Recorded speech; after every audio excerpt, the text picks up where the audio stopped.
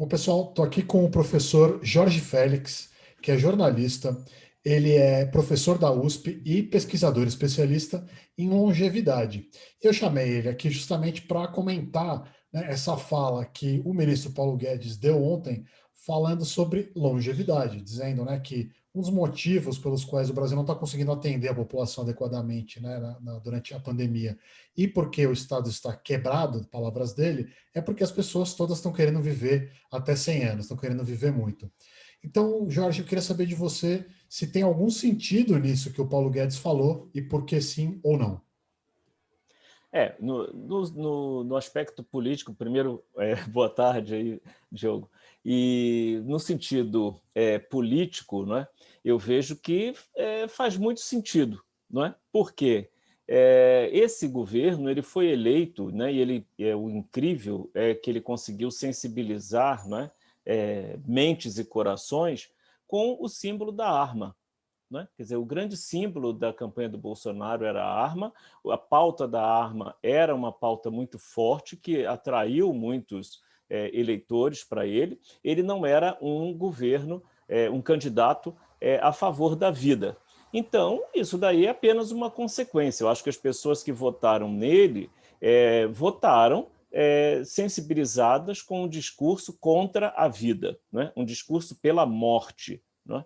Porque a arma, no meu entendimento, ela só serve para matar. Então, foi uma sensibilização do eleitorado contra alguma coisa, e essa alguma coisa era a vida. E agora essas pessoas estão vendo que é a vida delas que ele estava contra, não é? E dos seus amigos, e dos seus parentes, e dos seus avós. Não é? E a frase do Paulo Guedes, ela apenas oficializa isso, não é? Ela verbaliza isso que já estava no discurso, não é, do presidente da campanha e do presidente da República desde o início da pandemia. Não é? O Bolsonaro, eu acabei de escrever um artigo agora, o Bolsonaro, juntando todas as frases que o Bolsonaro falou contra as pessoas idosas e dizendo que as pessoas idosas iam morrer, então isso não tem problema. Né?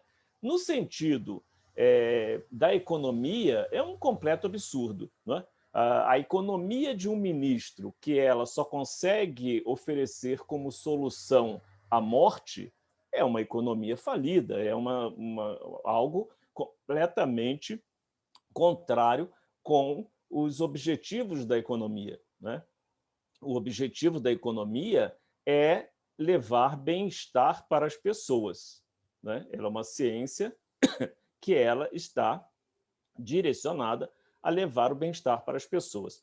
Se a solução que ele tem para isso, né, para levar bem-estar para uma parte da população, é matar a outra parte da população, ou fazer com que a outra parte da população morra o mais cedo possível, ele está completamente fora, inclusive do iluminismo, inclusive da ciência, do Estado moderno, porque a ciência sempre teve como objetivo ampliar a expectativa de vida, não é?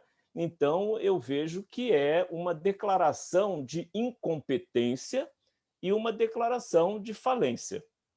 Do ponto de vista do humanismo, né, nós nem precisamos discutir isso, né? Quer dizer, é uma pessoa ter o cinismo, né, e ter a frieza de chegar na frente de integrantes do alto escalão do governo e dizer que a solução é a morte. Né? Agora, isso não causa estranheza dentro do pensamento liberal, né? Porque nós tivemos já, e eu uso isso como epígrafe num dos capítulos do meu livro Economia da Longevidade, o meu livro mais recente, que é uma frase do par do Paulo Guedes no Japão, que é o Taro Aso, né?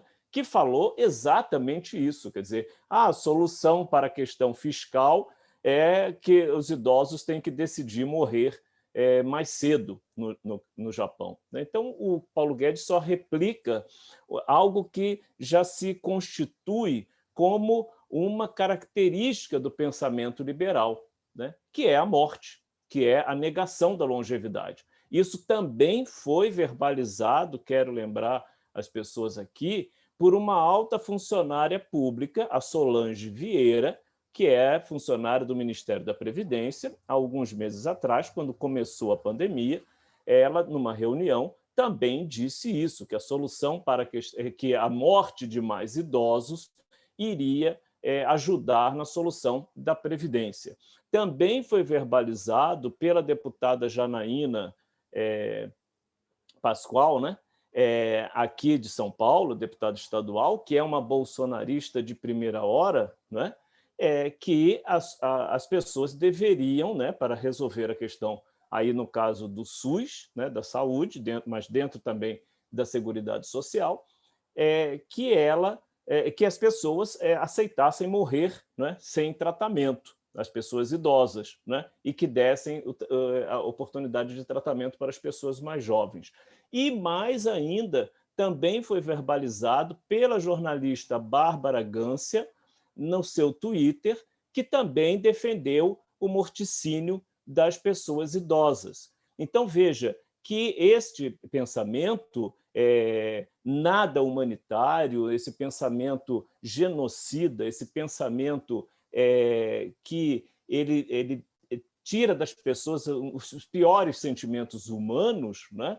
Ele tem sido aí exposto desde o Bolsonaro até as pessoas da sociedade civil, né? Então, o que eu sinto falta, né? E aí isso a gente, né, escreveu um artigo, eu e a professora Gita Deberti, na Folha no último domingo, é uma reação, né, mais forte, né? Uma resistência, uma demonstração de resistência mais forte, inclusive da população idosa, né? E um eleitor idoso que ele votou, né, em grande percentual no Bolsonaro e no nível dos estados em candidatos a governador que apoiaram Bolsonaro e depois para prefeito também que apoiavam Bolsonaro. Então, o que nós chamamos de uma velhice insubmissa, não é? Eu acho que é isso que está faltando para a sociedade brasileira. Jorge, e um dos argumentos que as pessoas usam nesses casos, não estou nem justificando aqui o que o ministro disse, mas existe um argumento a respeito, né, do problema de se pagar a previdência para as pessoas, né? Porque, digamos assim, as pessoas estão vivendo mais, né? Embora a expectativa de vida tenha caído no Brasil muito por conta da pandemia, as pessoas vivendo mais, o Estado tem que pagar mais aposentadoria, tem que oferecer serviços de saúde, enfim. Esse é um dos argumentos, um dos raciocínios que se apresenta. Esse argumento mais prático, digamos assim, ele faz sentido em algum nível? Eu chamaria de um argumento mais técnico, né, que eu acho que você quer colocar. Ele não faz o menor sentido, Diogo, porque na questão da Previdência, o que nós temos que combater no Brasil é a informalidade, né? Uma das principais questões da arrecadação da Previdência é a informalidade. Eu venho falando isso há muito tempo, já dei várias entrevistas e palestras sobre isso. Porque no Brasil você não tem uma obrigatoriedade, mesmo numa sociedade que envelhece a um ritmo tão acelerado, de contribuir para a Previdência Social. Então, isso leva uma metade, e agora é mais da metade da força de trabalho brasileira para a informalidade, e um outro segmento é que leva profissionais liberais e outras pessoas que têm uma renda muito elevada a poderem abrir mão da previdência pública, simplesmente não pagar, né? Vão para a ilusão da previdência privada, né? Principalmente na classe média, né? Na classe alta não é uma ilusão, ela se tornou um investimento mesmo, né? Mas na classe média ela se tornou uma ilusão no meu ponto de vista. Então, a questão da informalidade ela não é combatida, né? Isso é um ponto importante. O outro ponto importante foi a reforma trabalhista, né? Que ela praticamente permitiu uma série de brechas, não é? que elas reduzem, né, de brechas que eu digo em termos de relação trabalhista, e que elas reduzem a arrecadação da Previdência, né? Então, aqui no Brasil também já escrevi muito sobre isso. Há uma dissociação, você discute reforma da Previdência fora de reforma trabalhista como se fossem duas coisas totalmente diferentes, né? Então, isso que eu vejo que é o ponto crucial, né? O outro ponto crucial é que a própria reforma do governo Bolsonaro, né, a última reforma da Previdência, ela manteve uma série de privilégios, né, inclusive os militares. Porque se o Paulo Guedes quer resolver a questão fiscal, ele deve pegar a arminha do Bolsonaro e matar primeiro os militares, né? Porque se ele já matar os coronéis da aeronáutica, que têm uma expectativa de vida, segundo eu já escrevi na revista Piauí, igual a de um cidadão suíço, ele resolve uma grande parte dos problemas dele, né? Então, assim, ironias à parte, não é aqui que a gente possa fazer de tão absurda que foi a fala dele, ela não guarda nenhuma consistência técnica com as questões da Previdência. As questões da Previdência, elas são de sonegação, elas são de privilégio, né? Até porque 70%, cerca de 70% daqueles que recebem aposentadoria pelo INSS, eles recebem um salário mínimo, né? Em torno de um salário mínimo e meio. E essas pessoas, elas não vivem 100 anos, né? Essas pessoas, elas ainda não desfrutam da chamada revolução da longevidade, elas não desfrutam da promessa da ciência, da boa saúde, do bem-estar, não é? Então, isso não guarda, se a gente for analisar de vários pontos de vista eminentemente técnicos, né? Não tem uma fundamentação para o que o Paulo Guedes está falando.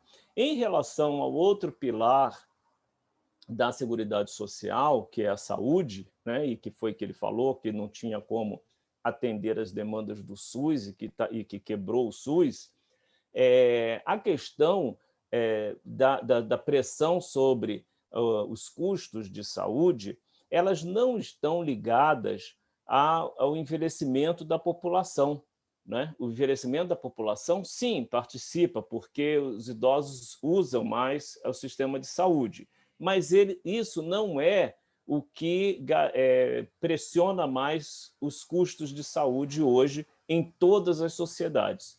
O que pressiona é que as técnicas de saúde, os tratamentos, os medicamentos, eles passaram a ser muito sofisticados, né? Muito caros, né? Principalmente na medicina diagnóstica, né? E, portanto, ela é aí um grande mercado com grandes empresas de capital aberto no mundo todo. As cirurgias passaram a ser muito sofisticadas, não é?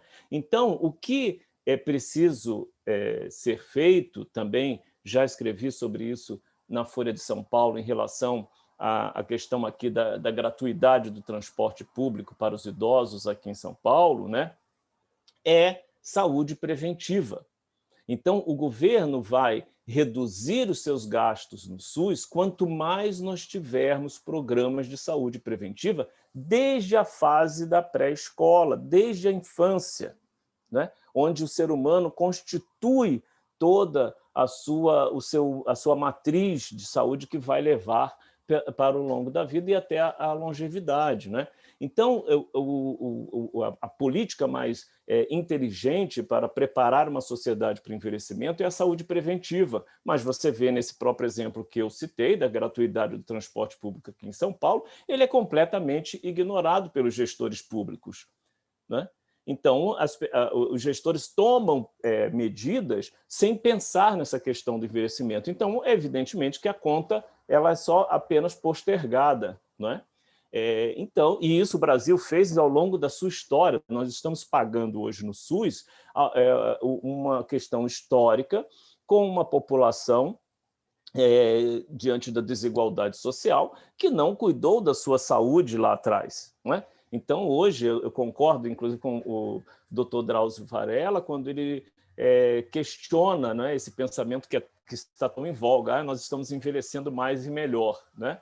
Quem está envelhecendo é uma parcela da população, né? Porque a outra parcela da população, ela fumou muito, ela é sedentária, ela abusou de álcool, enfim, você tem uma série de doenças cardiovasculares que a ciência hoje poderia prevenir, né? Então, enfim, eu acho que esse foi o erro técnico da frase do Paulo Guedes.